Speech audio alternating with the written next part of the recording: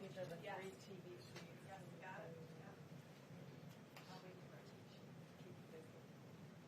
Very complicated formula. Yes. I'm beginning to catch on though. Let's get back to normal.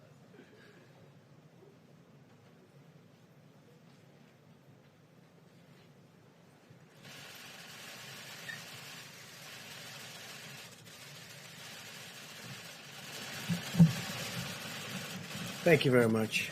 Appreciate it. A lot of tremendous things are happening. The number of new positive cases continue to decline nationwide. Recent hotspots appear to be stabilizing. The hotspots are, in some cases, very interesting what's going on, and they're going down. They're going in the right direction. Cases in the Boston area are now declining. The Chicago curve appears to have flattened, which is terrific, and Detroit has passed its peak. These trends demonstrate that our aggressive strategy to battle the virus is working and that more states will soon be in a position to gradually and safely reopen. That's very exciting. It was very exciting even today watching and seeing what's happening, and people are getting ready and they're all excited. I do want to mention a man who's done a very good job for us, Dr. Robert Redfield, was totally misquoted in the media on a statement about the fall season and the virus. Totally misquoted. I spoke to him. He said it was ridiculous. He was talking about the flu and corona coming together at the same time. And corona could be just some little flare-ups that we'll take care of. We're going to knock it out. We'll knock it out fast. But that's what he was referring to, coming together at the same time. And I think rather than waiting, I'd ask Dr. Redfield to come up and say a couple of words just to straighten that out, because he didn't say it was a big explosion. The headline in the Washington Post was totally inaccurate. The statement wasn't bad in the Post, but the headline was ridiculous, which is, as I say, that's fake news, and CNN is fake news like crazy, and they had just totally the wrong story, which they knew. They were asked to change it, and they wouldn't do that. And it was false. So I'll ask Dr. Redfield, who is a real professional, to come up and explain. Please. Thank you, Doc. Thank you, Mr. President.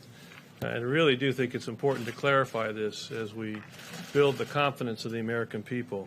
When I commented yesterday that there was a possibility of the fall-winter, next fall and winter, it could be more difficult, more complicated. When we had 2 respiratory illnesses circulating at the same time, influenza and the coronavirus 19. But I think it's really important to emphasize what I didn't say. I didn't say that this was going to be worse.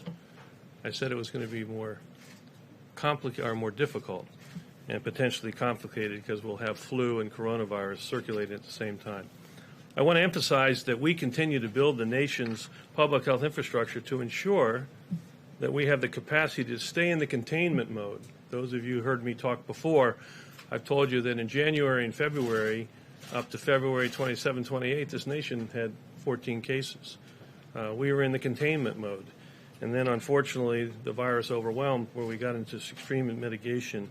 We are building that public health capacity now to make sure that we stay in the containment mode for the upcoming fall and winter season. So we will not need to resort to the kind of mitigation that we had to this spring.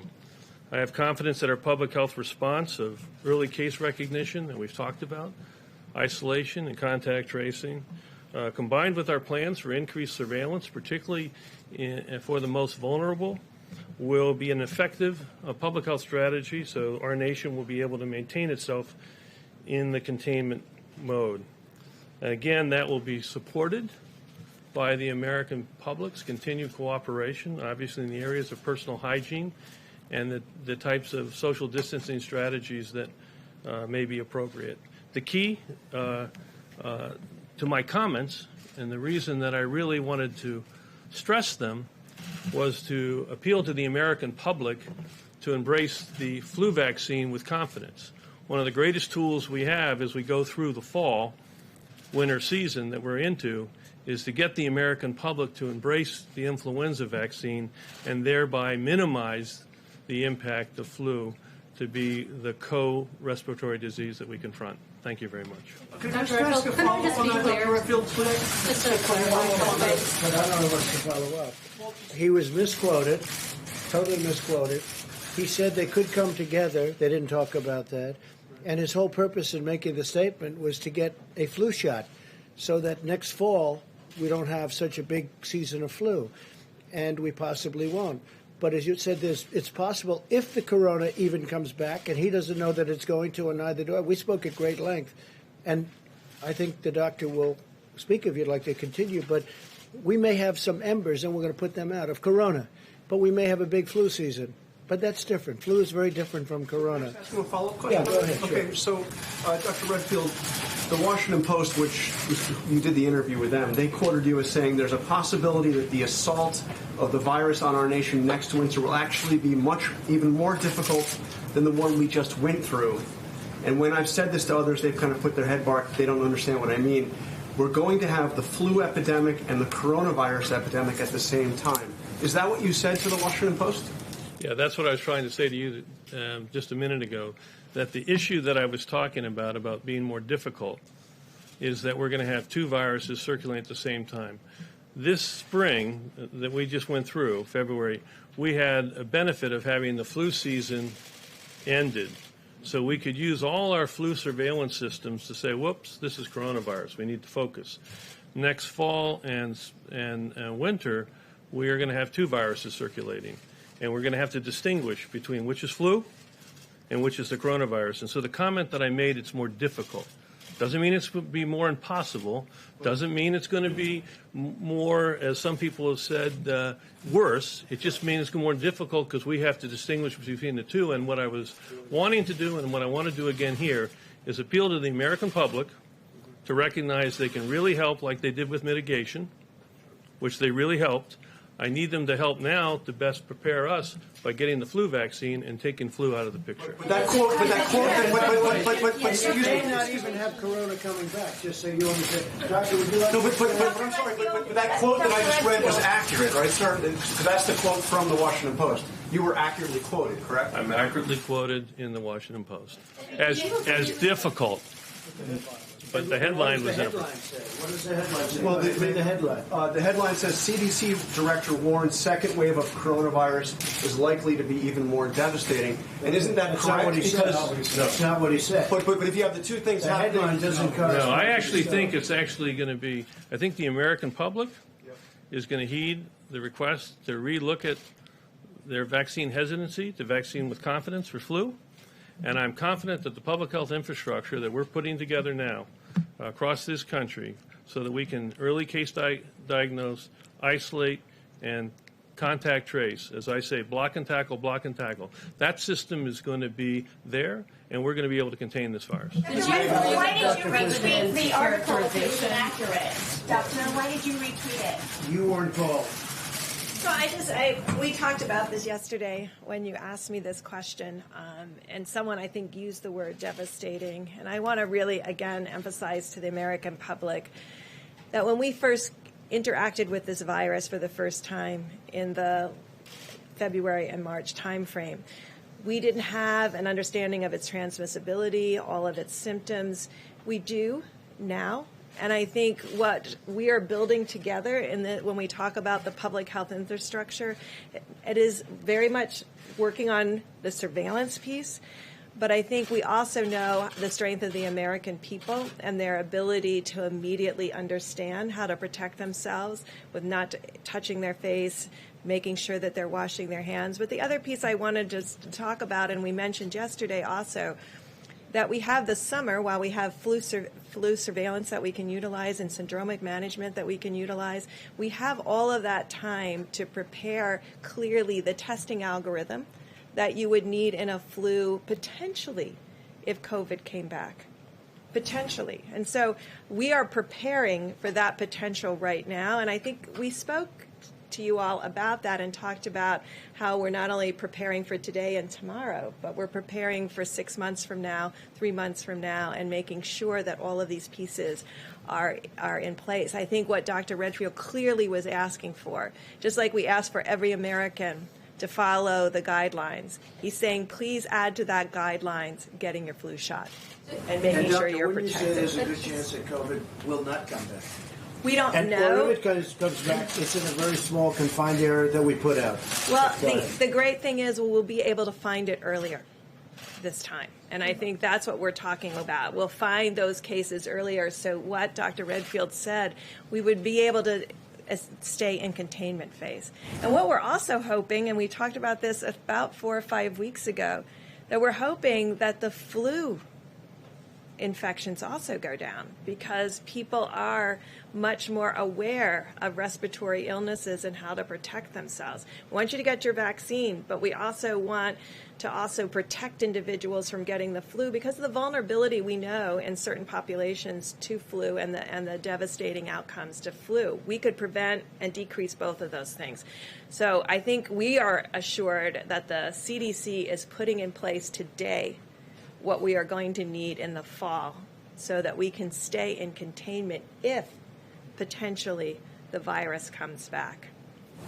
And if it comes back, though, it won't be coming back in the form that it was. It will be coming back in smaller doses that we can contain. But what the doctor was saying, and I spoke to him at great length, he was saying if it should come back together, now you have a flu and you have the embers of corona. But in my opinion, from everything I've seen, it can never be like anything that we've witnessed right now. Would you say that's the correct statement? Absolutely. It's nothing like what we're talking about. What we've just gone through, we will not go through. You could have some embers of corona, and you could have a big flu system. And if they combine, if they come together, it's not great, but we will not go through what we went through for the last 2 months. Mr. President, Is that a correct statement? I understand that the United States will certainly be more prepared in the fall, but how can you say that you know it won't come back in the same level that it has today? What it is estimated, it might not come back at all, Jeff. It may not come back at all. He's talking about a worst-case scenario where you have a big flu and you have some corona. And if it does come back, it's not going to come back, and I've spoken to 10 different people, not going to be like it was. Also, we have much better containment now. Before, nobody knew about it. Nobody knew anything about it. We understand it. Now, if we have pockets, a little pocket here, then we're going to have it put out. It goes out, and it's going to go out fast. We're going to be watching for it. But it's all possible. It's also possible it doesn't come back at all. I understand the containment, but I don't understand how you know it won't come back on a big scale. I didn't say it's not. I said if it does, it's not going to come back on anything near what we went through. But you could have a mess where they come at the same time. And if they come at the same time, the flu is not the greatest thing in the world, Jeff. It's not the greatest thing either. If they come at the same time, you have them both. But if we have embers of corona coupled with the flu, that's not going to be pleasant, but it's not going to be what we've gone through in any way, shape, or form. Yeah. If you don't think that it's going to come back at the same severity it is right now, why are you still directing that taxpayer dollars to spend on emergency procurement of ventilators? Tens of thousands. Because we have to have them for other reasons. Something else could come. I mean, we didn't know about corona. Now we know about corona. But look at what happened. And now we did have the H1N1 swine flu. We had that. We have other things that have happened. We had various forms of flu, but nothing like what we've had here. Nothing at all like what we've had here with the virus. But something could happen. I think that the stockpiles, we're making hundreds of thousands of ventilators right now. Nobody writes about that. You know, at the one time, all they talked about was ventilators, right? Because you didn't think it was possible for me to solve that problem. And I solved it, and nobody can believe it. I just spoke to world leaders today who desperately need ventilators. They said, the job you've done, and we're sending 500 to Mexico, then another 500 to France. We're sending some to Spain. We're sending some to Italy. We have them. They're being made by the thousands. And world leaders, I spoke to Prime Minister. I went through a lot of different calls today. I won't even tell you. But I can give you a list if you want. But I went through a lot of calls to a lot of leaders, spoke with Pakistan. They would like to have some ventilators. We're going to get them some ventilators. But they all said to me one thing. It was incredible that you solved the ventilator problem, because that was a big problem. The testing problem. We've done more than any other nation in the world. Go a step further. if you added up the testing of every nation in the world, put them together, we've done substantially more than that. You people aren't satisfied. So let's say we had 350 million people in the United States, right? Let's say. And if we gave every one of those people a test 10 times, so we give 350 people a test 10 times, the fake news media would say, where's the 11th time? He didn't do his job. Trump didn't do his job. Because you have a lot of bad reporting out there. It's very sad. And it's so bad. That's not true. Well, you're one of the leaders of the bad reporting. No, but it's not true. Okay, let's get on to another subject. I wanted that to be cleared up. If you want, we can get onto it later, but I want the Vice President to speak. But you ought to get the news accurately. You ought to write it. If you take a look at what you wrote about the ventilators, and when we became the king of ventilators, we're making different factories all over ventilators by the thousands. In fact, Mike got back from Wisconsin. First thing he did, he called up. I said, how's it going? He said, you're not going to believe. He just saw a plant, a factory, where they're making ventilators. I think I can say the words were unbelievable. He said it was unbelievable when he saw the quality of the equipment, the professionalism, a tremendous number of, how many workers would you say were there? Over 550. They doubled production and are about to triple production. Nobody thought this could be done. The fake news was very unhappy that it was done. But you guys don't ask me about ventilators anymore. Who's unhappy that ventilators everybody, are being made? because you never mention it. You never mention it. There's no stories. What a great job we've done with ventilators. We're now supplying ventilators all over the world because no other country could have done what we did. And you should say that's a great story. Instead, you say Trump was slow or slow. We were so fast. Plus, we put the ban on so much earlier. When Nancy Pelosi, as an example, you don't say this, when she's having her rally in San Francisco, in Chinatown, in San Francisco, nobody wants to say that. If we didn't, and Dr. Fauci said this, if we didn't close our country to China, we would have been so infected like nobody's ever seen. When you saw the chart, and we were at the top of the list in terms of success, nobody wrote it. I said, where is anybody going to use that chart? Nobody wrote it in terms of mortality. You saw that. Nobody wrote it. Germany and our country, the most successful in terms of mortality. Nobody wrote it. It would be great if you wrote the truth, but let's get on with it because I want Mike to speak, and then we'll take some more questions on the assumption you'd like to, and I think you probably will. It's been encouraging to watch states begin to open up, and it really has been. It's a beautiful thing to see as restrictions are lifted. We must maintain vigilance and continue practicing social distancing. I encourage governors to follow a careful, phased approach, and I want to remind all Americans to adhere to our guidelines, very important. The governors are going to adhere, hopefully, or they're going to do what they think is best. I want them to do what they think is best, but ideally they'll adhere. Wash your hands, avoid close physical contact as much as possible, and wear a face covering when distancing is impractical. There are cases. We've flattened the curve and really made tremendous progress, but we must guard against a dangerous rebound. We don't want a rebound. That's so important. This is what we're just talking about. We don't want a rebound.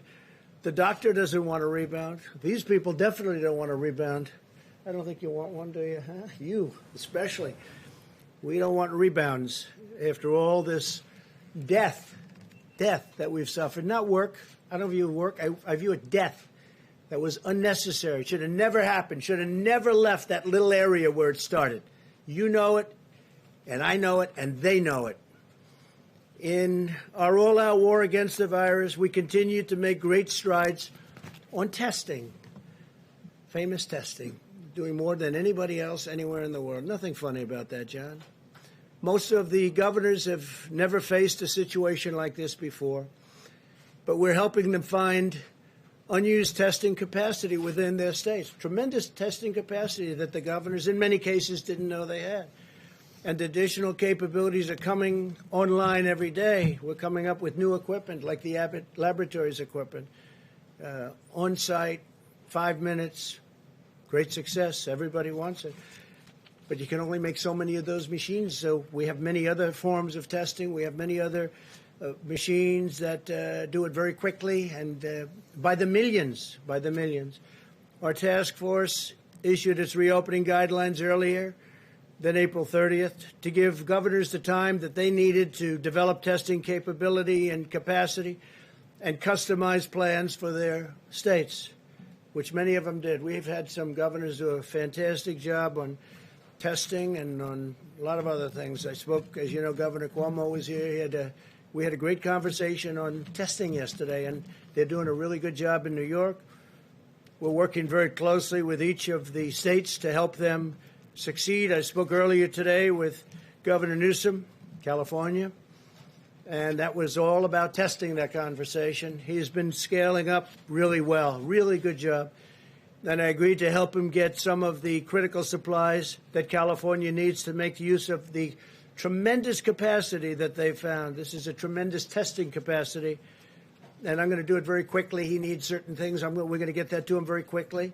Now, could he get it himself? Yes, but I can get it faster. He understands that, and he's done a great job, and we're going to have it to him. We're going to have a lot of it to him over the next 2 days, and we're going to beef it up the following week, get him a lot of additional. He's done a really terrific job in California. Some of the governors have done a fantastic job working with us. I told the governor of Georgia, Brian Kemp, that I disagree strongly with his decision to open certain facilities which are in violation of the Phase 1 guidelines for the incredible people of Georgia. They're incredible people. I love those people. They're great. They've been strong, resolute, but at the same time, he must do what he thinks is right. I want him to do what he thinks is right. But I disagree with him on what he's doing, but I want to let the governors do. Now, if I see something totally egregious, totally out of line, I'll do. But I think spas and beauty salons and tattoo parlors and barber shops in Phase 1, we're going to have Phase 2 very soon, is just too soon. I think it's too soon. And I love the people. I love those people that use all of those things, the spas and the beauty parlors and barber shops, tattoo parlors. I love them. But they can wait a little bit longer, just a little bit, not much, because safety has to predominate. We have to have that. So I told the governor very simply that I disagree with his decision, but he has to do what he thinks is right. I'm excited to announce that in the coming weeks, the Air Force Thunderbirds, they're incredible, and the Navy Blue Angels, equally incredible, will be performing air shows over America's major cities and some of the cities that aren't major cities. They're going to be doing a lot of work, a lot of very dangerous flying. It's dangerous. You know the odds when you start going at massive speeds and you're 18 inches away from each other. That's dangerous work. Your son is a great pilot, and I don't know if he can be. Could he be a Thunderbird? I don't know. See. I think he probably could, from what I hear. I don't know if I'd want him to be, because it's incredible what they're able to do, and to sacrifice our front line. What we're doing is we're paying tribute to our front line healthcare workers confronting COVID, and it's really a signal to all Americans to remain vigilant during the outbreak. This is a tribute to them, to our warriors, because they're equal warriors to those incredible pilots and all of the fighters that we have for the more traditional fights that we win, and we win. If we want to win, we always win. Sometimes we don't want to win, so we just go to a standstill. But that's always that's not the way this country works. Operation America Strong was the idea of our great military men and women, the Thunderbirds and the Blue Angels crews, who wanted to show support to the American medical workers who, just like military members in a time of war, are fiercely running forward the fight. It's going to be great. I want to see those shows. I've seen them many times, and I can't get enough of them. And on July 4th, we'll be doing what we had at the mall, as you know. We're going to be doing it. Last year was a tremendous success, and I would imagine we'll do it. Hopefully I can use the term forever. That was a great success, as you remember. Even though it was pouring, it was raining so hard. It was raining. That was about as hard as I've seen in a while. But it was an amazing success. Didn't bother the pilots, didn't bother the military, didn't bother the the crews that we had there. So we're going to be doing that again on July 4th. Our great military is operating at 100% during this crisis, and thousands of troops are deployed alongside of civilians in the COVID hotspots. As you know, you see them all over. When I spoke with Governor Cuomo, and when I spoke to Gavin Newsom and many of the other governors, they wanted to know if we could have some military help with the medical, and we gave it to them. And in every case, they said, fantastic. I mean, just fantastic. New York City, Mayor de Blasio called me to say it was inspiring to watch. He was there when the military came in.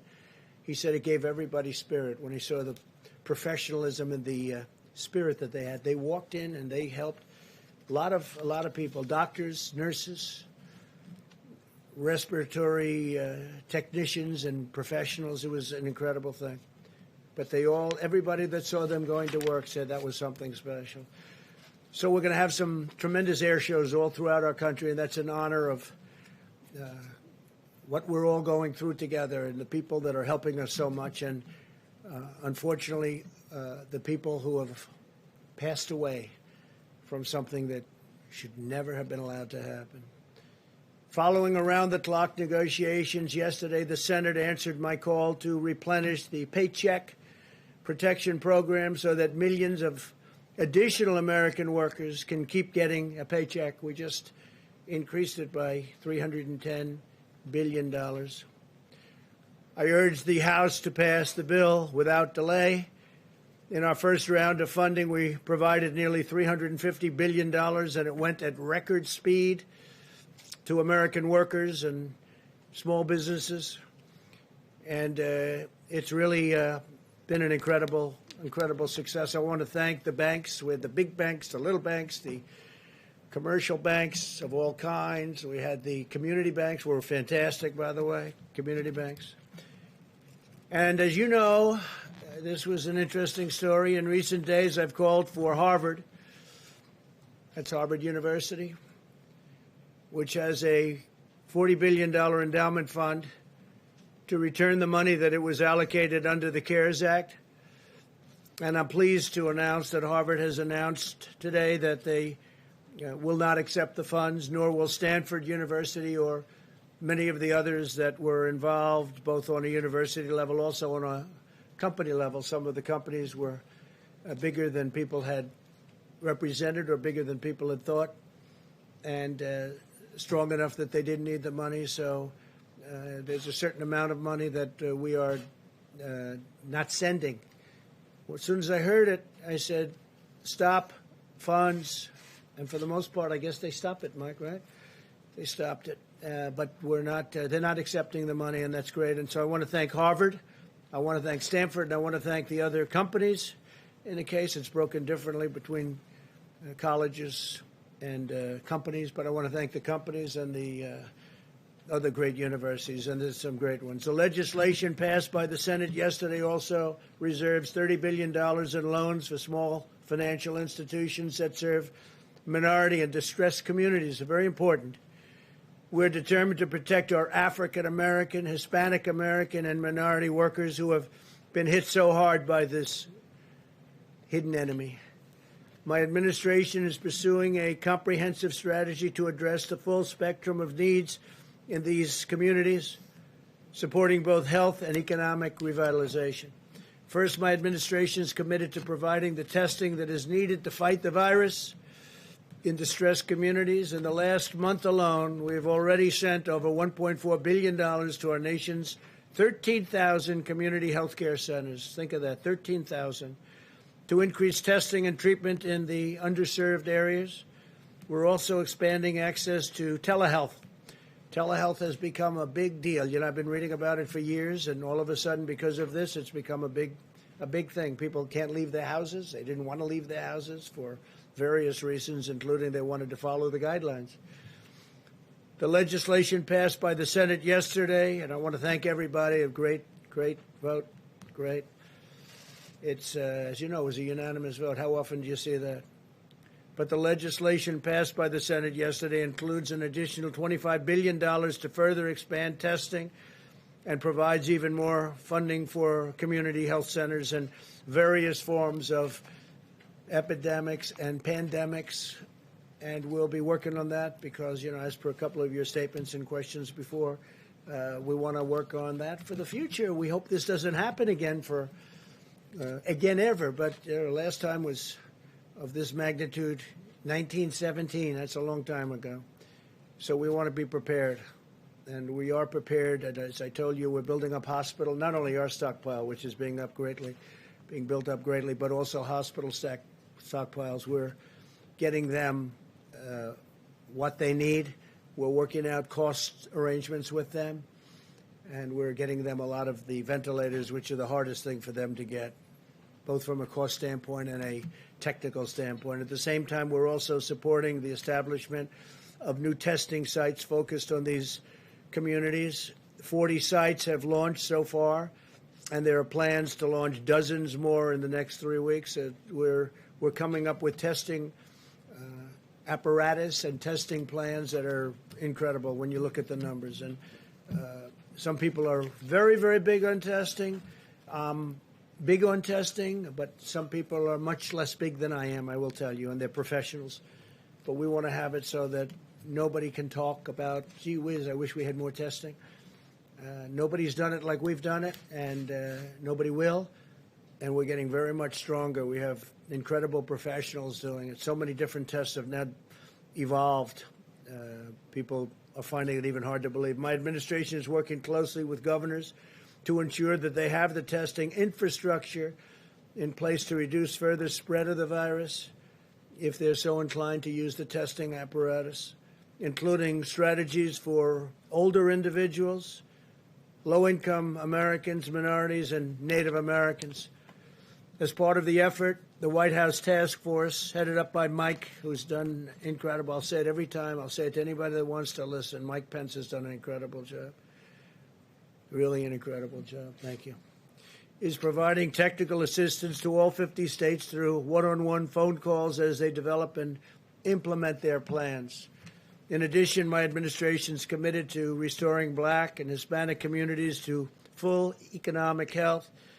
They want to be healthy economically and physically, and that's what we're doing. To that end, today I'm directing the White House Opportunity and Revitalization Council, led by Secretary Ben Carson, to focus its effort on supporting underserved communities impacted by the coronavirus. And so Ben Carson is working on that with Mike and myself and a lot of other people. I'm going to ask Tim Scott, who was so helpful with the opportunity zones. That's an economic answer to a lot of problems, and Tim Scott was fantastic. And so I'm going to ask him to get involved with you, and I'm sure he'll be willing to do it from South Carolina.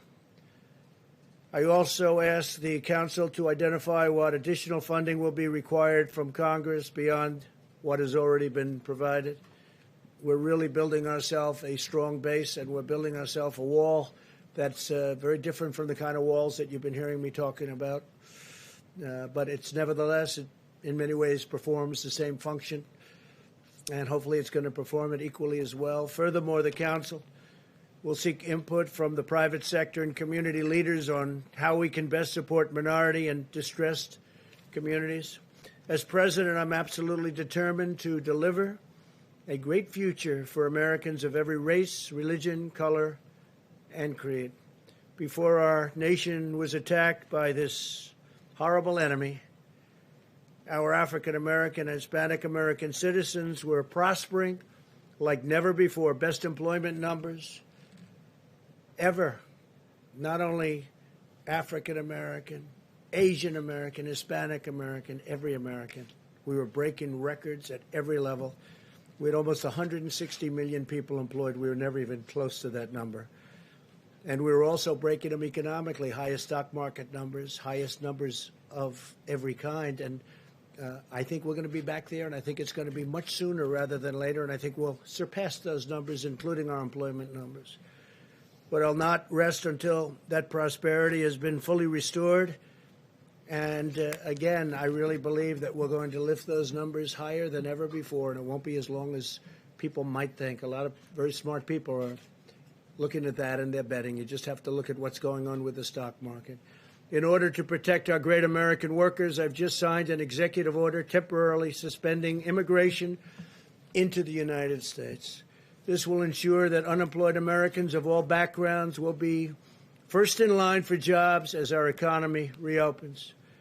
Crucially, it will also preserve our health care resources for American patients. We have to take care of our patients. We have to take care of our great American workers. And that's what we're doing. So I've just signed it just before coming into the room. And very important, very important. And as to amending it or extending it, that we can do at the appropriate time. But it's now signed. Earlier today, the First Lady and I planted a tree on the south lawn of the White House in recognition of the 50th annual Earth Day. I was led to announce that we will begin to reopen our national parks and public lands. We want Americans to be able to satisfy and be really safe. We want them to satisfy their family that safety is going to happen, and it will happen, and maybe even at a level like never before. We've learned so much. But we want them to enjoy these great national treasures as we continue to take reasonable precautions, and hopefully it'll be just reasonable. My administration has directed more than $7 billion in federal funding to support the development of treatments, diagnostics, and therapies, and that's something, doctors, I hope you can really work on. It's something so powerful and so important. The FDA, the NIH, and industry leaders are establishing master clinical trial protocols to test multiple promising new drugs at the same time, and we're doing a lot of testing right now. More than 1,600 locations across the country have signed up to administer convalescent plasma to patients, infusing them with antibodies of those who have recovered. And when they recover, I said it last time, practically the first thing they say is, I want to give my blood so that I can help other people. They want to give their blood. It's incredible. They're laying in bed. They're still in pretty weakened conditions, and they say, I want to give my blood, and that's happening all the time, isn't it? If you recovered from the coronavirus, I ask you to consider contacting your local blood or plasma donation center to arrange a donation that could potentially save many lives. With love for our nation and loyalty for our fellow citizens, we will safeguard our families, care for our neighbors, heal the sick, protect our workers, and build the future for a country that is the greatest country anywhere in the world, and we're only going to get greater. Thank you very much. Mike Pence, please.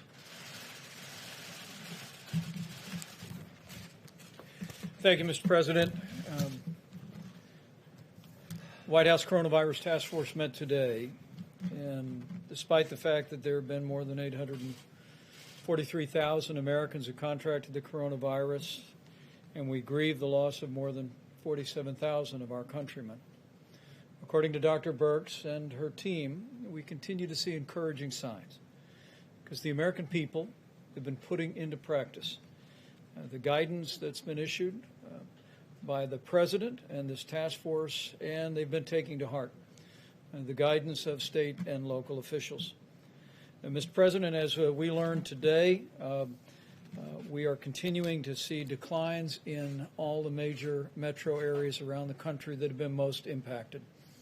Numbers remain low and steady on the West Coast, in Washington State and in California. The New York metro area, New Jersey, Connecticut, all appear to be past their peak.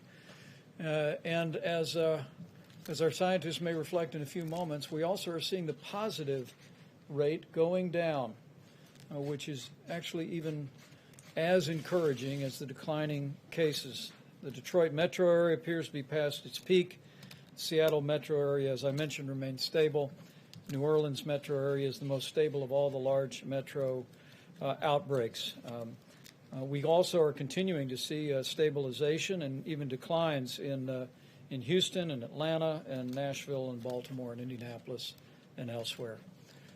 This is a tribute to the American people, to the fact that the American people have taken to heart the guidelines, the social distancing, the personal hygiene, the the recommendation that you use the drive-through at a restaurant rather than going in a restaurant and avoiding groups of more than 10. On the President's behalf, on behalf of our entire White House Coronavirus Task Force, we just want to urge all of the American people to continue onward. We all want to reopen America, and we want to reopen our states and our communities as soon as it is safe and responsible to do so. But I want to say to my countrymen, the fastest way to reopen America is to continue to do what you've been doing. It's the fastest way, as President Trump has said many times, to get our country working again is to put the coronavirus in the past. And we are on our way to doing just that. You know, for early on, the President called forth not only the full power of the federal government, but he called forth the full weight of the American economy. And I had the privilege yesterday to travel to Madison, Wisconsin, and see American industry and American workers at their very best. And I want to thank the GE Healthcare team in Wisconsin, as well as the union machinists that I spent time with all day yesterday. It was extraordinary. Mr. President, earlier this month, you used the Defense Production Act to ensure that supplies could flow to GE and General Motors and Ford and other companies that were prepared to repurpose manufacturing lines and hire new workers to construct ventilators. And at this particular plant, they literally have, the union sat down, the machinist union sat down, and in less than 1 week negotiated a new contract with GE Healthcare that allowed them to begin to bring in workers from around the country. They doubled their work line in 1 week. They're about to triple it. They've been going 24 hours a day, 3 shifts, 7 days a week. And then the President promised that by harnessing the power of the American economy, we would have 100,000 ventilators in 100 days. But thanks to the ingenuity and the hardworking Americans that I was with yesterday and other companies, we're actually going to have 110,000 ventilators in 100 days. They were all wearing T-shirts, Mr. President. I brought one back for you that simply read, "Union Machinists Save Lives." And to that great team at GE Healthcare, I want to just say all of America is proud of you and grateful for you. We're also grateful to all of our healthcare workers at every level and all the work that they're doing. And we're proud that our National Guard and our American military are at their side. As our task force learned today, more than 31,000 National Guard have been stood up around the country. And the President, in the last day, extended what's called Title 32 authorizations for all National Guard personnel through May 31. So we're going to continue to partner with states as the National Guard plays a vital role in testing and in cleaning nursing homes and in standing up states' response. Military personnel, Mr. President, we have more than 5,500 active duty military personnel, including, as of yesterday, 964 medical professionals in the uniform of the United States working in 17 hospitals in 7 states around the country. We're also very proud of our team at the VA. The VA has addressed its capacity issues. It's not seen cases among the veterans in its facilities increase, so they're deploying teams to focus on nursing homes. In Massachusetts, the VA personnel have disinfected 2 different nursing homes. In New Jersey, they literally taken over 2 state nursing homes and deployed 90 doctors and nurses. And in Florida, we're sending 16 teams to assist in nursing home operations. As the President also mentioned, in addition to what I saw yesterday in Madison, Wisconsin, we continue to build our strategic national stockpile. It's growing again with ventilators, on nearly 11,000 in supply. 901 new ventilators will be added, transitioned in the near term, and every American, I think, can be confident that should the need arise for your family member facing serious consequences from the coronavirus to need that equipment to help them breathe, that equipment will be there.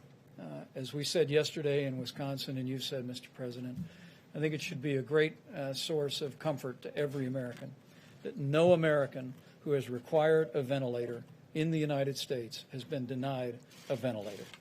And that's a testament to our healthcare workers, a testament to every American putting mitigation principles into practice, and it's a testament to all these great companies. Speaking of great companies, American businesses are stepping up. It was on April 1st that I traveled to a Walmart distribution center, and the president reached out to the president and CEO of Walmart to ask Walmart to get in the gowns business. And Mr. President, I'm glad to report to you that we heard today at the task force that Walmart is producing 8.4 million gowns, and they will be delivered into our commercial supply to healthcare facilities around the country by the end of June. They're hardly alone. Honda is producing 500,000 face shields. New Balance is making 100,000 masks a week. In a very real sense, the American people have stepped up to make the sacrifices and endure the hardship that social distancing has required. But American businesses at every size and every means have come together to respond to the president's call. It really has been a whole of America approach. And our message from the president's White House coronavirus task force is to tell the American people it's working. We're getting there. We can see light at the end of the tunnel. We can see the day that we can reopen and put America back to work. But it's going to take all of us continuing to make the sacrifices necessary to practice those disciplines to get us to a place where we can reopen safely and confidently. With that, Mr. President, I'll call Dr. Fauci up for his reflections, and we'll move on. Thank you very much, Mr. Vice President. So I'm going to just take off from where I was at this podium a few days ago to kind of reiterate some of the things that the Vice President said, but to kind of connect the dots from where we were, where we are now, and where I think we're going to be. So you remember a couple of weeks ago when we talked about the fact that we were going to have a really bad week because the deaths, particularly driven by the situation in New York, were going to get worse and worse. But yet, as that was happening, we were starting to see some turnaround, some flattening, and some coming down. As you've heard from Dr. Birx and will likely hear more, that is continuing. So what has happened is that the mitigation that we put in with the first 15 days and then the 30-day mitigation program of physical distancing worked. So it got us to where we are today. It is a successful formula. It is the basis for our being able to say that we can now think seriously about reopening America. And for that reason, we put together a carefully thought out and I believe well delineated and described program for opening up America again. And you know what it is. It's the guidelines that we announced a few days ago. Those very guidelines are based on a version of the successful formula that got us to where we are. So what I'm trying to say is that the program is not one that is going to be turn the lights on in America, we've finished. We're not. We have to proceed in a very careful, measured way. And if you look at the guidelines, they are careful and they are measured. There are certain checkpoints before you can even think about going into a phase one. And then things relax a little as you go into phase two, and relax a little and you go into phase three. Now, we live in a big country and it's heterogeneous, and there are different dynamics of outbreaks in different parts of the country. So the speed with which one can go from one to another, at the point at which you can even begin to think about the phase, is going to differ. So the one thing that I know, the urge we all have to get out there and get it over with, let's get back to normal, for a lot of good reasons, because there's a lot of suffering, economic and otherwise, in this country because of that.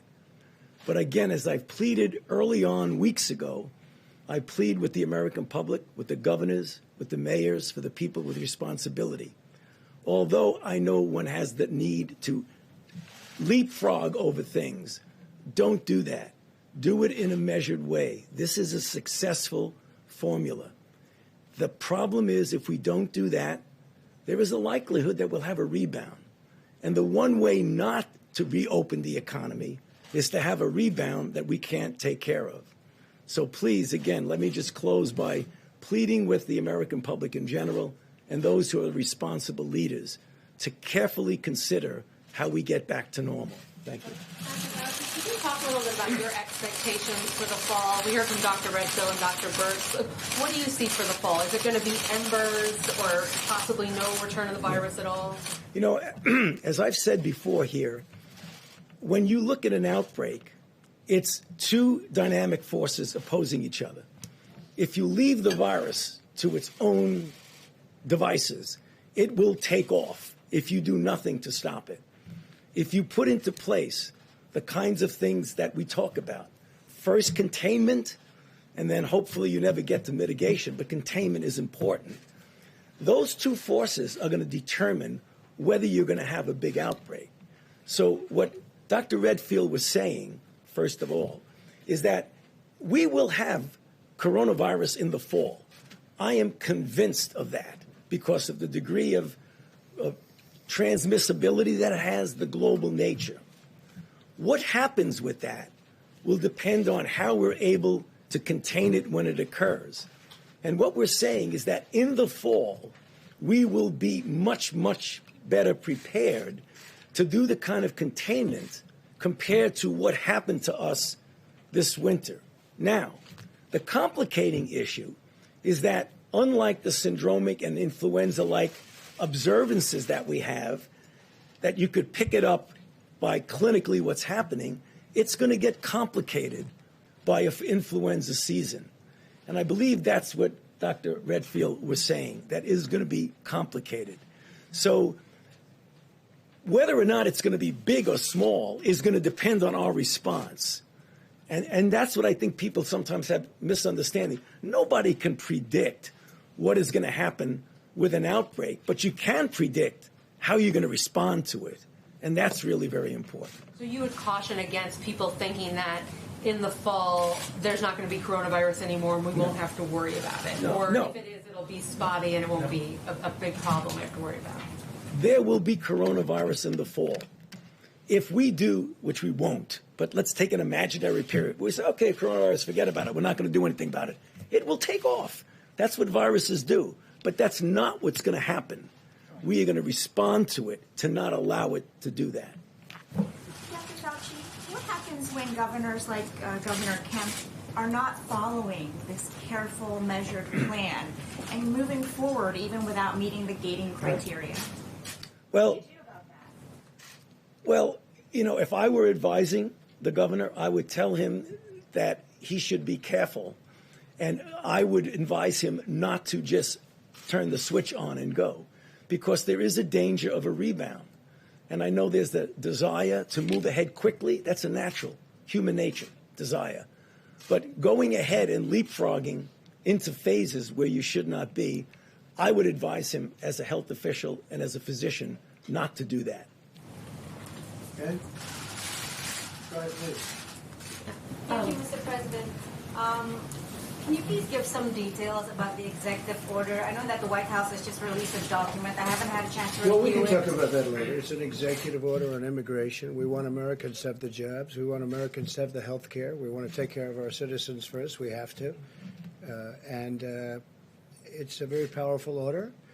It's for 60 days. At the end of 60 days, or maybe even during 60 days, I'll extend it or not, and I'll maybe change it. I might modify it. Yes. Exemptions for immigrants who are already here, Mr. President? Yeah, go ahead, please. Immigrants who are already here in the country or immigrants abroad who already effectively have a green card trying to get into the country and help their workers. We're talking about immigrants that are trying to get in, and we're talking about people, and also, by the way, people that are coming in illegally. Now, as you know, because you've seen the numbers, our border, our southern border, is very, very tight. It hasn't been this tight in years. It's being helped by 160 more than that miles of wall that are going up. I'm trying to get to 450 by the end of the year, 450 miles. And we'll have 530 miles early next year. And that's really great. It's fully funded. We have all the funds, and the Army Corps of Engineers is doing a fantastic job. Same people that did Javits Center, as you know. They're doing a fantastic job. So our southern border is very, very tight, for good reason, for very good reason. We're also being helped by 27,000 very good soldiers from Mexico, and I want to thank the President of Mexico. He's been terrific in many ways, including on what we're doing with COVID. And as you know, we have a very good trade arrangement with Mexico now, which we didn't have before. So I want to thank the president of Mexico, in particular for the 27,000 soldiers. They're doing a fantastic job. For healthcare workers, sir, you want to talk about the exemptions for healthcare Yeah, workers? we want to protect our healthcare workers, and that's one of the other reasons we're doing this. Yes, John? Mr. President, I wanted to ask you about Rick Bright. He's the head of the federal agency in charge of getting a vaccine out to Americans once it's ready. He says he has been pushed out of his job because he raised questions about hydroxychloroquine and some of your directives on that. Was he pushed out of that job? I never heard of him. You just mentioned a name. I never heard of him. When did this happen? This happened today. Well, I never heard of him. If the guy says he was pushed out of a job, maybe he was, maybe he wasn't. You'd have to hear the other side. I don't know who he is. Please. And on the hydroxychloroquine... Hold on 1 second. Well, I just wanted to, you said by 4th of July you expect people will be on the National Mall and we'll be having a celebration like we did last year. Given what the doctors are just saying that, coronavirus is still going to be out there, it might not be as bad as it is now, but it's still going to be circulating. Is that going to be safe to have that many people on the mall? We're going to probably have 25% of what we had last year. Last year, as you know, was maxed out. I saw a magnificent picture of Dr. Martin Luther King. And I saw a magnificent picture of our event last year, and both of them were maxed out. It was beautiful to see, beautiful, very similar. This year, most likely, we'll be standing 6 feet apart. We'll have to do that in a very, very interesting way, and maybe we'll even do it greater. So we'll leave a little extra distance. But if we do that, we'd certainly do that. I don't see maybe the purpose if we can't do that. We have to have people, thousands. We had tens of thousands, most of you were there, tens of thousands of people last year. It was incredible. And it was, to an extent, an air show of all the different aircraft flying over. We even had Air Force One flying over. So ideally, it would be wonderful if we could actually have it as it was last year. And eventually we will have that. I think it's important to know, eventually we are going to have that. Your stadiums are going to be the way they've been for the last 100 years. No, I know, but your stadiums, as an example, sports, going to be the way they used to be. I mean, I told one of the owners, he said, do you think I should take out seats? I said, no, you shouldn't take out seats. We're going to have it the way it was. We're going to be back. This virus will eventually be gone. And if it should show up in the fall, we're going to put it out very fast. We have great people. We're going to put it out very fast because we've learned a lot. We've learned a lot about how to deal with this, and we'll put it out very fast. Yeah, please. Just nice and easy. We talk a lot about testing capacity, Yeah. and governors agree that that exists, but it's very different from testing implementation. And they are still begging for you to use your full authority to help them get reagents and other things. As you would like to say, what do you have to lose by helping them do that? Well, I am doing and becoming the king of testing? And let me just say, we are the king of testing already. There's no country in the world that's done more. Not even 0.2% of the population has been tested. Is that good enough? I just said there's no country in the world that's done more. And we have tests that have already come out that are going to be introduced very shortly that will do it more. My problem is this. It's very much of a media trap. Whether we did 2%, 5%, 50% or 100%, it'll never be enough, no matter what. Now, with the expertise and with what we did, because of our expertise and tremendous talent at manufacturing, what we did with the ventilators, that wasn't a trap because we got them done, shockingly to everybody, because of the incredible talent like Mike Pence saw yesterday in Wisconsin. But we have numerous of those sites all over the country doing the same thing. So that when the governors were complaining, some of the governors, I must say, and it was very much along party lines for the most part, but except for one, when the governors were complaining, we said, no, how many do you need? We need 50, we need 100. One governor asked for many, many, many thousands, and it turned out they didn't need that, and that's good. We got them, and nobody that needed a ventilator, you know this, and we went through this with the governors, that needed a ventilator didn't get a ventilator. That was an incredible achievement. With testing, it's a little different. It's much easier than ventilators. It's like 2%. But, for instance, the swabs are coming in by the millions. They're literally coming in by the millions. Totally ordered. We wanted the highest quality. We could have gotten a much lesser quality. We didn't want to do that. We got the highest quality. But testing, it's like no matter how well you do, you can always say more. With the ventilators, they either have them or they don't. In fact, we went to one meeting. Who wants a ventilator? One governor said, we'd like 25. 25, you got them. Who else? Nobody spoke up. That was 4 weeks ago. So that was great. The problem with the testing is, and I said, if we test 350 million people, you'll say, no, we want them to have a second test or a third test or a fourth test. Not everybody believes as strongly as some people on testing.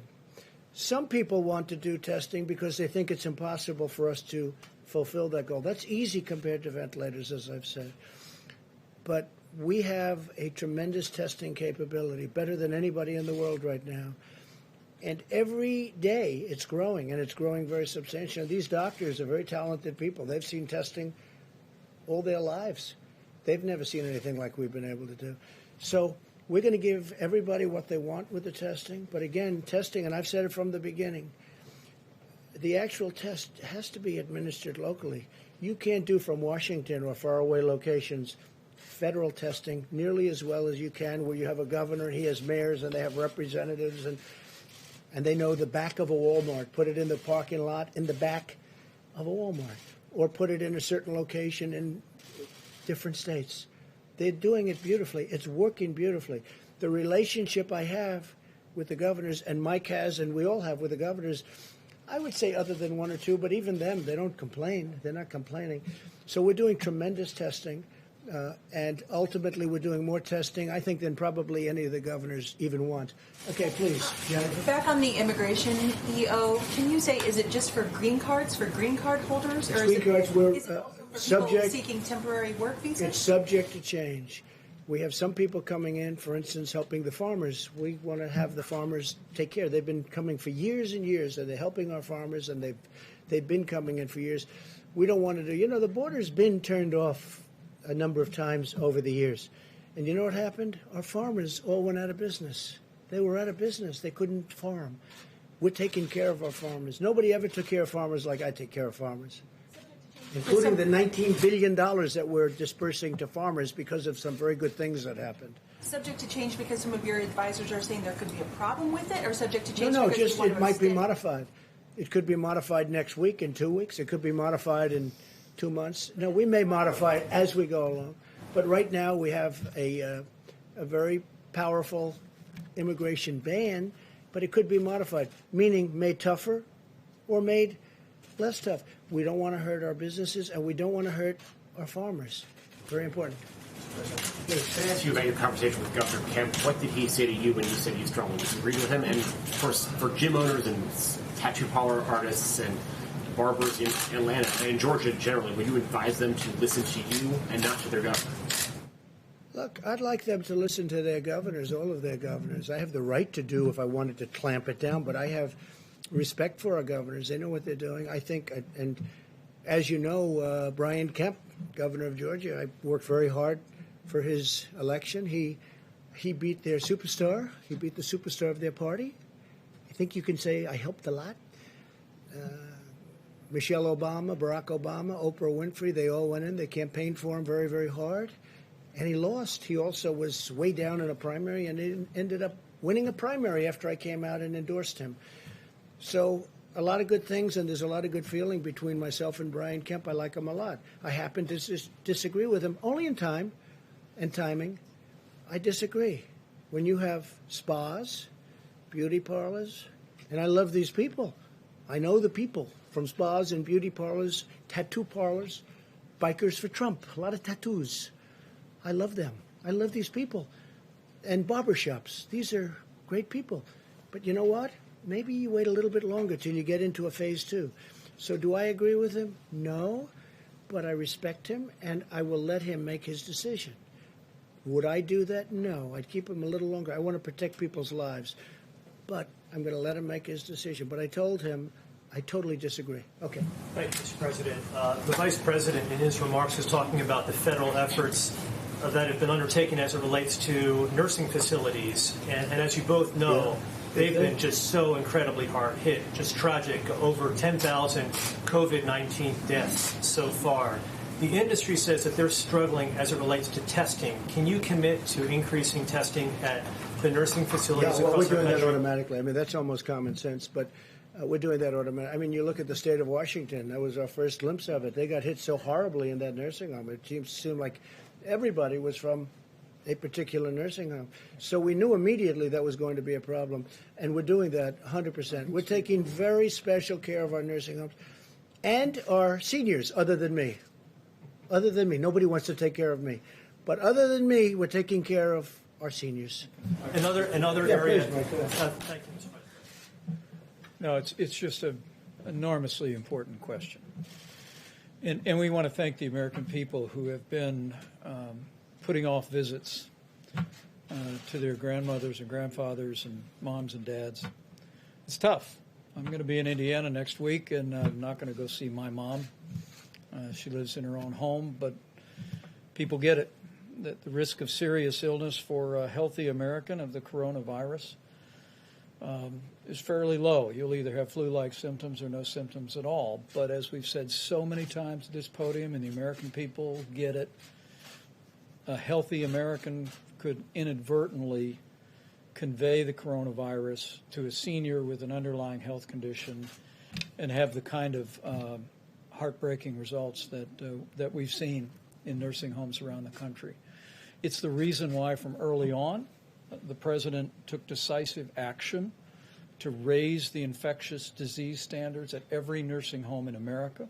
He deployed all 8,000 of our inspectors, Center for Medicare and Medicaid Services, to dedicate all of their time to ensuring compliance with those new higher standards. We've spoken about nursing home issues with governors around the country, and frankly, there are governors around the country that have done remarkable work with nursing homes. You mentioned Governor Brian Kemp. He actually used the National Guard in Georgia. He deployed them to nursing homes to do cleaning and to disinfect areas of those nursing homes, and it's tremendous service. But to your point about testing, if you look carefully at the guidelines, Open Up America again, you will see that in phase one, the level of testing that we contemplate is first that we want to be able to test anyone who has the symptoms that may be coronavirus and be able to test them quickly. Secondly, we want to do the kind of contact tracing, and Dr. Redfield and his team are deploying CDC teams in every state in America to be able to find out everyone that that person has been in contact with and test them.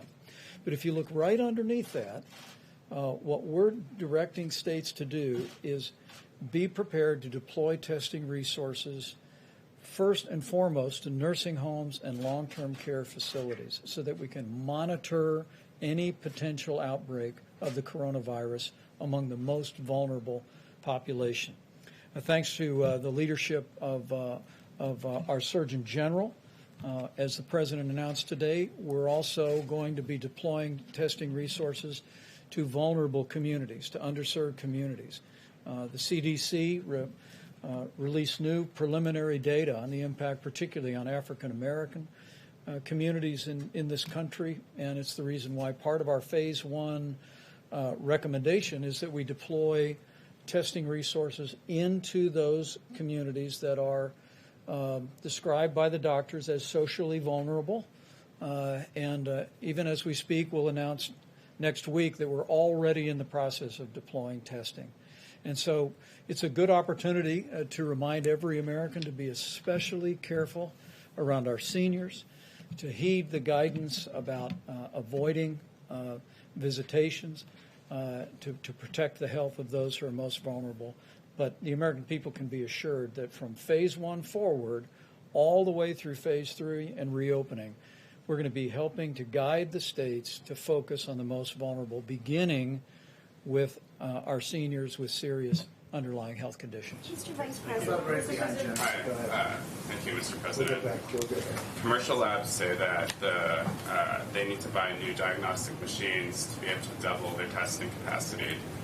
Your administration has said that there's enough testing capacity to double overnight. How do you kind of square that difference? Very easy. They can get new machines if they want, but even if they didn't, we have tremendous testing capability. You take a look at what's happening in California and New York. Governor Cuomo told us very strongly, he said, wow, we have a lot of labs. You know, it's a research center of the world. They have tremendous. In California, too, long conversations. They have tremendous testing capability there, too. Now, if they want to increase it, they can increase it, but they have plenty right now. You saw the maps the other day where we put up the different sites in various states, and virtually all states are like that.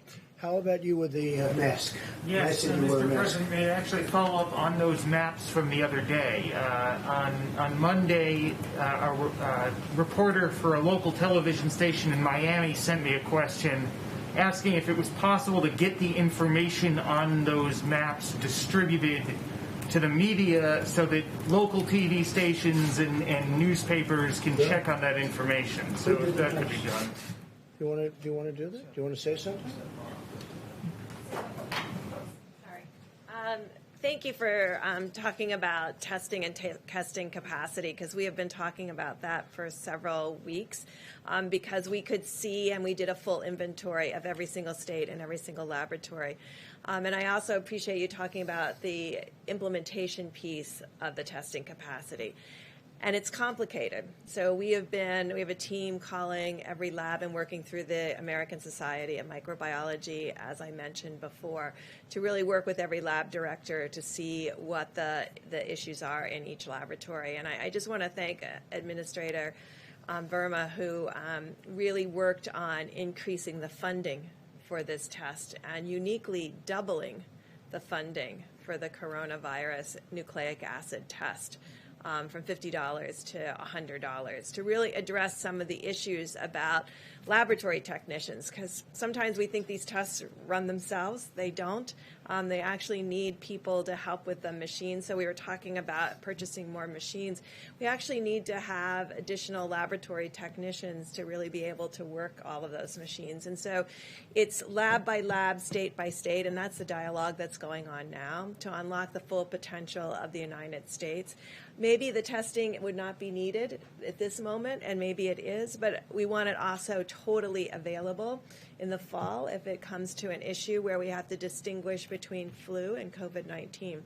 So we're building infrastructure and capacity not only for today but for tomorrow, and really showing a new way to really deal with pandemics and bring testing to scale, because the country has never had to do this before. I mean, if you look at some of the other countries, they're struggling with some of the issues from PPE to testing.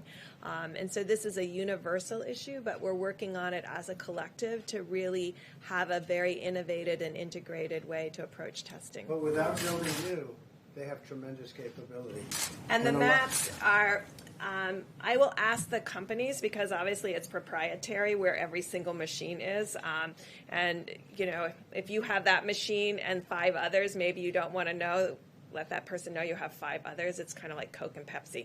So I think we're working very deliberately to really be able to share those maps. The governors, I can tell you that all of the state governors and the mayors have those maps, and the addresses and the type of machine for every single laboratory in their jurisdictions, so that they know. The governors were not aware that those laboratories were available to them. Dr. Burks, before you leave, on the state of California is now partially broken with CDC restrictions on who will get guidance on who should get testing, because they want to test people without any symptoms at all in high-risk environments like a nursing home.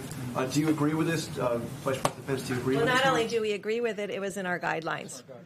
That was fundamental to our guidelines, and I think we were the first group that said testing asymptomatics will be key. We've always said that we think that's a significant contribution to infections, and we went to the places where we thought it was most critical to find cases the earliest, and so that is where we have asked states in the guidelines to start with nursing home, indigenous peoples, and people in underserved areas in cities to really ensure that we're monitoring for any type, because we know the asymptomatic piece may be the tip of the iceberg, in fact, be the iceberg underneath the surface. And so if you're only seeing cases, maybe this. But in parallel, we're working with states and local governments to really define what that population is by doing, in collaboration with states, working with them together to really reinforce this antibody testing, but in a careful way where you do 2 antibody testing to increase your sensitivity and specificity into the 99+% range, because we think it's really important that you have a very high quality test, but a high quality test that you can really tell someone that they've had this before. And so we're waiting to have those 2 tests that we can do in series to really assure people. But that was in the guidelines from the very beginning, and we think it's fundamental both for right now and going through the fall, because that will be our early alert if any of the COVID virus reappears. How much more testing are we John, going to you need? didn't know that was in the guidelines? The CDC Well, criteria it's says currently in the that. CDC guidelines. So you're saying I thought it's right in the guidelines. Dr. Burks, while you're there, can I Jerome, just... would you like to say something to that, please? Thank you, Mr. President. And I just want to reiterate to everyone that the task force and the administration have a commitment to protecting vulnerable people, and that includes in the area of testing. We've had the opportunity to talk to many different groups, and we hear that testing is absolutely a concern. And we'll be giving you more details in the coming days, but I just want you to know that we're building on the public-private partnership that the President rolled out with pharmacy and retail companies like CVS, Walgreens, Rite Aid, Walmart, and Kroger to accelerate testing for more Americans in more communities across the nation. We're going to be increasing access to testing for undertested, underserved, and minority communities, and we're working closely with partners and states to establish sites in areas most in need of increased access to testing. We're using data. CDC provided data to locate sites in counties that are undertested and socially vulnerable, especially with high populations of Black, Hispanic, rural, and Native Americans. We're using the CDC's Vulnerability Index, as you heard about earlier, to select sites. This measures the resilience of communities when confronted by external stressors along 4 main themes: socioeconomic status, household composition, and disability, minority status, and housing type. Our goal is to have about 2/3 of these initial sites located in counties with moderate to high social vulnerability, and about 1/4 of these sites in counties with high social vulnerability. So again, I want communities that are vulnerable to understand that we are strategically and intentionally making sure we're deploying testing in those areas so that people can get identified if they have symptoms, can get identified if they are asymptomatic, and that we will be able to deploy resources appropriately. Thank you. Can I have a quick follow-up for Dr. And I have to Burks? say, our Surgeon General is doing a great job. Thank you. Great job. Really good. OAN in the back. Mr. President, thank you. Can we talk about Iran? You put out a message this morning making a rather big announcement for our military when it comes to Iranian aggression. Are you going to change formally rules of engagement for our U.S. military so that they can engage? We're covered 100%. We don't want their gunboats surrounding our boats and traveling around our boats and having a good time. We don't want them anywhere near our boats. And so you know the order I gave. I don't think I have to say it again, but I've given that order. Under the Obama administration, it was taking place all the time. Under my administration, I gave this order early on, and nothing happened. They were very nice. There was no problem. But then I noticed yesterday they did that in a much lighter form, but they did that again. I said, we're not going to stand for it. So if they do that, that's putting our ships at danger and our great crews and sailors in danger. I'm not going to let that happen. And we will. They'll shoot them out of the water. The U.S. military does not have to change its rules of engagement in order to follow your... No, that's the rules of engagement. That's a threat when they get that close to our boat. And they have guns. They have very substantial weapons on those boats. But we'll shoot them out of the water. Okay? Please. Thank you, President Trump. If possible, I'd like to ask a question to Dr. Fauci and then a very different one to you. To Dr. Fauci, today the CDC and the USDA said that the first pets in America had tested positive for the coronavirus. What does that mean, and what should the public know about that? Pets? Pets, 2 pets. So that question was asked before, but I'll be happy to answer it again. Certainly, animals, pets, can get infected. Big cats in zoos have been reported to be infected with coronavirus. There's no evidence that the virus is transmitted from a pet to a human. Now, obviously, is that impossible? I mean, biologically, anything is possible, but there's no evidence whatsoever that we've seen from an epidemiological standpoint that pets can be transmitters within the household. So it's not surprising.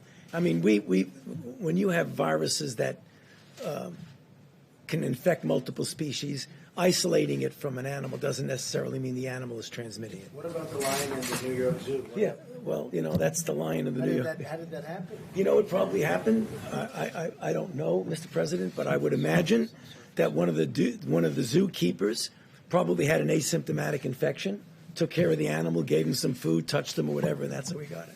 Thank you. And President Trump, my question for you, President Trump, my question for you is, earlier in these briefings, you talked a lot about giving Americans hope, and you wanted to focus on that. But now that the crisis seems to perhaps be lessening, I wanted to ask you about accountability. And of course, millions of Americans became familiar with you as the tough boss who fired people for doing a poor job. I wanted to ask you about two specific things. There's a report from Reuters today that the HHS secretary put a former dog breeder in charge of day-to-day coronavirus efforts to begin with, and also on Facebook.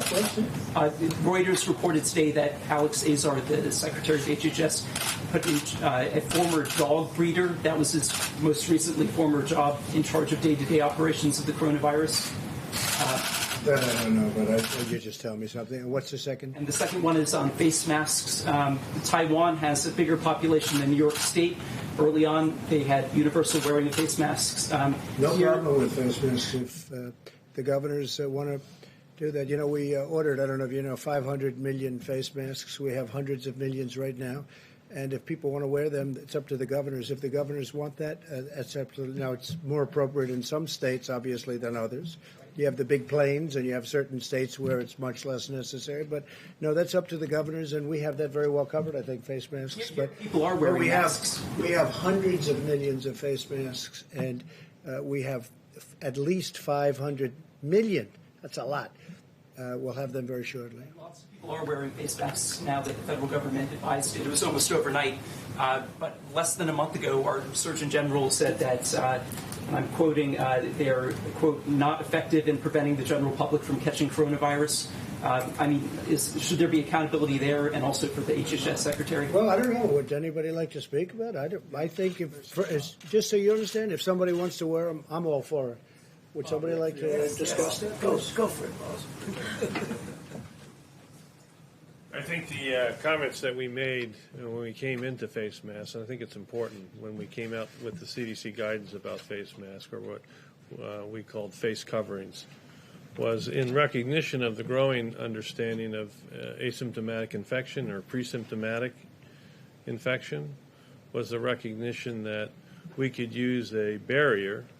And the reason, and I have mine when I'm in public right here that I use, that this barrier, in case I was in fact infected, if I didn't know, is a barrier to prevent me to protect you in case I happen to be asymptomatically infected. There's very good data to show that the ability of viral particles to go through a barrier is substantially diminished. And that's why we recommended these face coverings. I think if you go back to when CDC came out with that recommendation, some people may think intuitively it's to protect them from getting infected. No, it was to protect you from potentially getting infected by me when I go out in public. Jerome, do you? Sure. I actually appreciate you asking that question because it's one that that we've had to clarify several times, and I understand why the American public has been confused over time. As Dr. Redfield mentioned, initially we said, based on CDC, World Health Organization, and most other major public health organizations, that the public needed to know that these masks were not effective or shown to be effective in preventing you, if you wear a mask, from catching coronavirus. Another important thing to remember is the context of those statements was a run on medical masks, on N95 masks, and our healthcare workers were at risk. What's changed? What's changed is we found out that unlike past viruses that are spread through the respiratory route, a significant proportion of coronavirus cases can be traced back to asymptomatic spread. So the task force deliberated this. We've always told you that we will look at the facts and we will give people recommendations based on the best available evidence at the time. And once we saw that asymptomatic spread, we said, well, masks still aren't effective, and from our point of view, at preventing you from catching coronavirus in a significant way. But we've always told people that they should wear masks if they know they have symptoms to prevent them from spreading to other people. Well, now that we know about 25 to 50% of people are spreading asymptomatically, we suggested people wear cloth facial coverings to prevent asymptomatic spread. You wear your mask to protect me. I wear my mask, and Dr. Redfield mentioned it. I've got my mask. I believe I have mine on me, Bob. I carry mine around with me, too. I wear my mask to protect you. We're 6 feet away, which is why I'm not wearing my mask to protect you now, and we also all have been tested. So that's why I'm not wearing mine now. Yeah, but I'm right next to you. Well, I'll put mine on if you want me to, sir. But again, important to know that if you're going to wear a mask, it's not a substitute for social distancing. Still, social distancing is the number one thing you can do. Number two, it's important to know that you should practice good hand hygiene and not touch your face, because you still could touch a surface and bring disease to your face. And number three, this is the most important, it's just as important, please save the medical mask, the N95s for the healthcare workers, because the cloth facial coverings are effective, as far as we know right now, based on the best available evidence, at preventing you from spreading disease to other people. So no inconsistency there. It's just the recommendation changed because the information changed, and that's what you want from your public health leaders. And the argument made that you knew about asymptomatic transmission at the time that you said that, and that you were essentially misleading the public. So that the honest answer to you is no, we did not. That was the recommendation of the World Health Organization and the CDC, and we gave you the best information we could at the time. So I actually a little bit resent that implication, because I work hard to try to protect the American people, and we are always going to give the American people the best information we have available at the time. And we're humble enough to say, look, if we don't know, we're going to change. We're going to change those recommendations. Just a wise guy question, that's all. Please, go ahead. Mr. President, I wanted to ask you about the launch of the military satellite by Iran. Wanted to get your response to that. Do you see this as an advancement of the missile program? You mean the shot they took? Well, they say no. Okay, they say all sorts. It was for television. Does anybody really believe that? They want to have better television in Iran. So they say no. We're watching Iran very closely, very closely. We know more about Iran than they do right now. We know more than they do. So we know all about it. We watched it. We knew it was going up. We followed it very closely. They say it was for television. Yes, please. Mr. President, just a quick follow-up. Finish up then, please. Yeah, very quickly. Are you concerned that they see this as a potential vulnerability on the part of the United States? There's the outbreak. What is it, vulnerability? Military readiness, the outbreak on the Roosevelt, the fact that you're consumed with dealing with coronavirus here in the United States. Various navies have had outbreaks of COVID. Look, we're in 184 different nations right now. 184, the COVID. No, we have a problem on that. Just shows you how rapidly it spreads. It started off with 2 sailors, and then 10 sailors, and 20, and now I hear it's 540, of which one's died and a few are very sick, but most of them are back in great shape. But we did lose one, and it attacked the lungs of that young person. And then we also had a number that were quite sick, but they're all either better or getting better. But most of them are better for a long time already. Okay, please. Thank you, Mr. President. As you know, over the course of the past few weeks, there have been the closures of several meat processing companies across the country in several states. Yeah. Is this a concern to you? Are you going to increase testing in these facilities? Look at South Dakota, how well the governor's. Yeah, look at South Dakota, how well the governor's done there, and all of a sudden you have a big spike in one location, and she's got that very much under control, as you know. But nevertheless, that was surprising, and they had a big one right near where you were yesterday, as I understand it, and. So, yeah, we're concerned about that. They're closing 1 or 2 of the plants, actually. Is the food supply secure? Yes, totally secure. It's in great shape. In the back, here you go. Thank you, Mr. President. The Attorney General in the state of Missouri filed a law case against China. Accusing it of lying and covering up about the origin of the virus. Yeah. Do you support that? And do you call I haven't seen the case. I know about the case. He filed a case against China. I love Missouri, as you know. It's great. But I'm going to take a look at it. I actually know about it very much. I have to take a look at it. I have not seen the case in terms of reading it, but I will be doing that. For international investigation. Well, we're going to have to take a look. Oh, we're doing investigations. We're doing our own. But I do want to see and review that lawsuit. I'm sure that won't be the last one. Yeah. I just had a follow-up question for Dr. Fauci, if you don't mind. Yeah, sure. I'm happy to ask you one after. John had asked the president about Rick Bright, and he said he wasn't sure who that was, but I'm sure you're familiar who he is since he was the head of BARDA. So there's this concern or an accusation he's raised that he was removed from his job because he protested widespread use of hydroxychloroquine. Are you familiar with this situation, and do you feel like public health experts feel they are able to speak publicly or to speak out in opposition to things? Yeah. So you don't feel like there's any concern among people at the NIH right now or in the public health community? At the NIH? Absolutely not. Dr. Fauci, knowing Dr. Bright and knowing what his gifts are as one of the country's leading experts on vaccines, are those gifts best suited at NIH rather than BARDA? What's he going to be doing with you? What is he going to be doing at the NIH?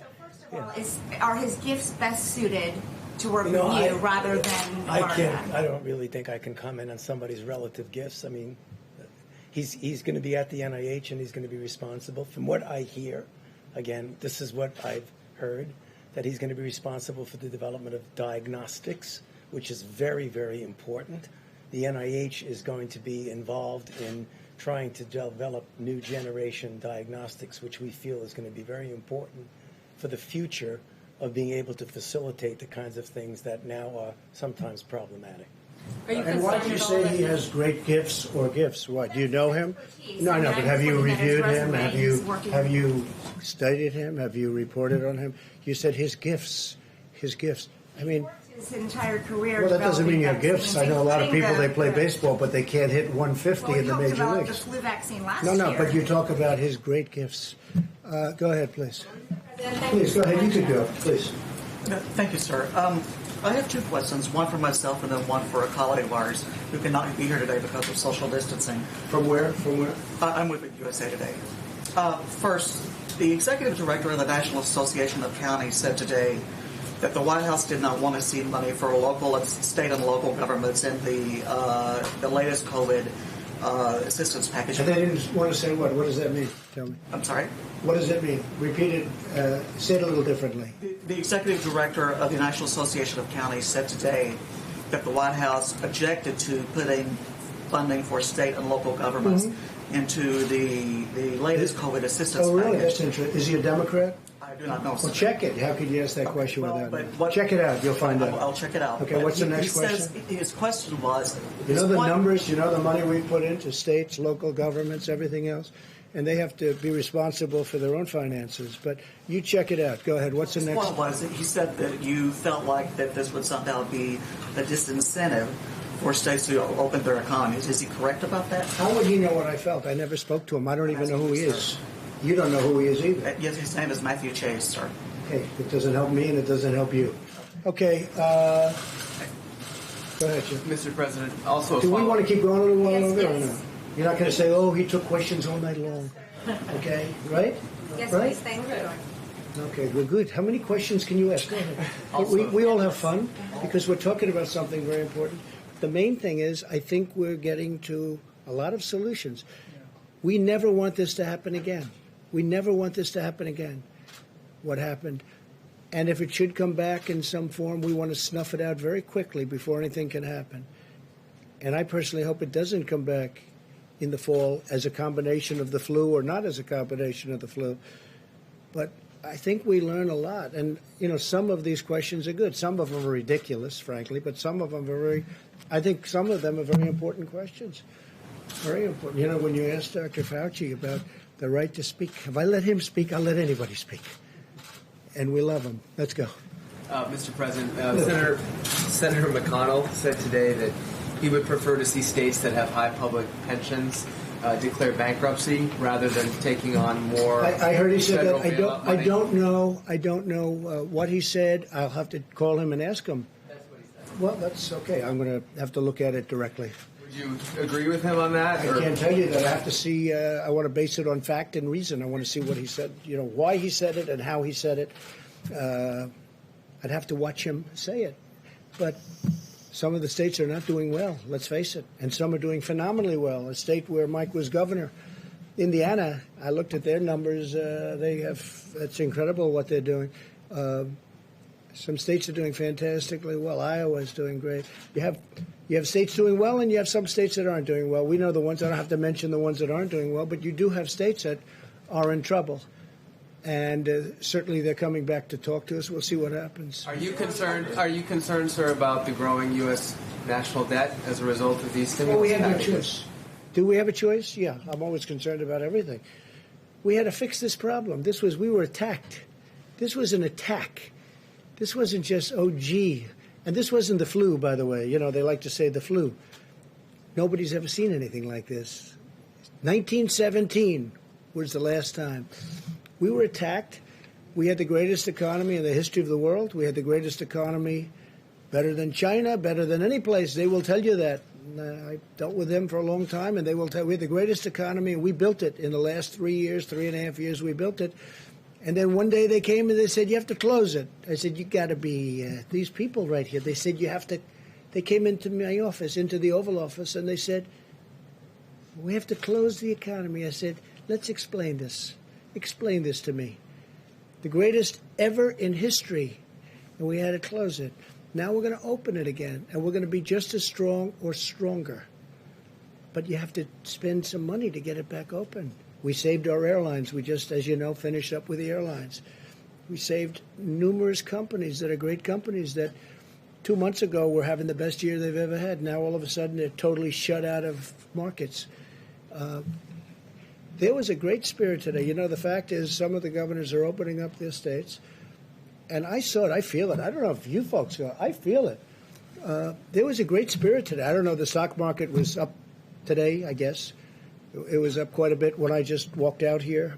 And I will say, I feel much different today than I did 2 or 3 days ago. And I think the world does. We spoke to a lot of leaders. The world feels that we're really leading a path of optimism. European Union's having a lot of difficulty. You know, you take a look at what's going on with the European Union. It's having tremendous difficulty. But we're going to be back, and we're going to be back stronger than ever. We're going to be at a level, I think, that everybody's going to be and they do. They look up to us. They want to know, what are we doing? What are we doing with therapeutics? What are we doing with vaccines? We're going to have those answers, too. We're going to have them. Just like we took care of ventilators, just like we're taking care of, and already, as we said 100 times, we had more testing than any nation in the world. We had more testing than all of those nations put together that we mentioned the other day, all of them put together. And we're going to be, within 2 weeks, at a level that nobody's ever even seen before. They've never seen where we are right now. You don't have to build new machines. You don't have to build new labs. We already have them. But some of the labs are even upgrading to be able to double and triple their capacity in one case. Now, we're at a level that nobody's ever been. We're going to be bigger, better, and stronger than ever before. So I'm not concerned about that. Thank you very much. Would you change your mind if Dr. Tedros was replaced? Dr. Burks?